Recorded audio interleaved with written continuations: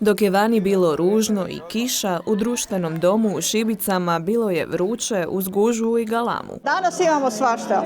Imamo znači radionicu kartanja, imamo radionicu izrade adventa.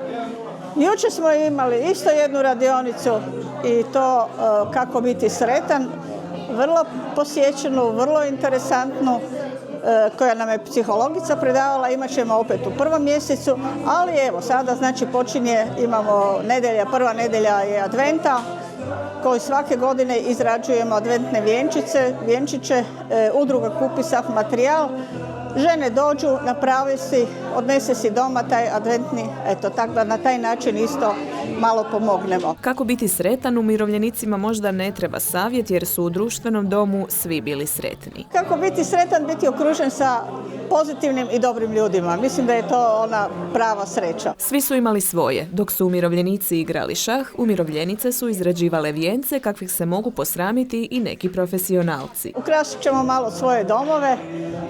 Zadovoljstvo. Mislim da je najveće zadovoljstvo kad si čovjek sam nešto napravi, svoju volju, svoju kreaciju, neko više, neko manje, ali imamo tu koji imamo i recimo i umjetnika, kao što imamo gospođu Borić koja i slika i sve, pa i onda zamolimo da ona malo pokaže, veli, ali budući da to već radimo sad već, ne znam, 4. 5. godinu, već žene znaju na koji način to kada radiš i tako da to nije nekakav problem. Vidimo da su ovakvi događaji u ovoj udruzi umirovljenika svake godine već tradicija. Materijala je i ovog puta pregršt. Opet se na stolu našlo puno svakojakih ukrasa.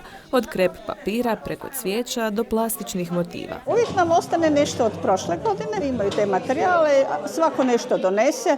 Donesemo dosta tog svog prirodnog materijala, možda je to meni osobno i najljepše kad radiš od prirodnog materijala. Tu su donijeli i mahovine, i borovine, i božikovine, mislim svega i svačega ima.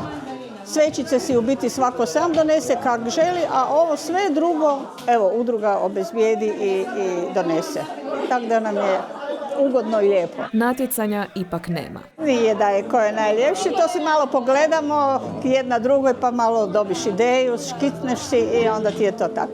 A gle, a ovi dečki nam se lijepo kartaju. Znači svaku srijedu imamo kartanje. Od 4 do 8 svaku srijedu imamo kartanje. Oni koji možda ne znaju mogu se i pridružiti. Pogotovo sad po zimi kad će biti ovak malo duže noći, dapače. Biće nam drago da jednostavno dođeju, da se malo podružimo, pokartamo.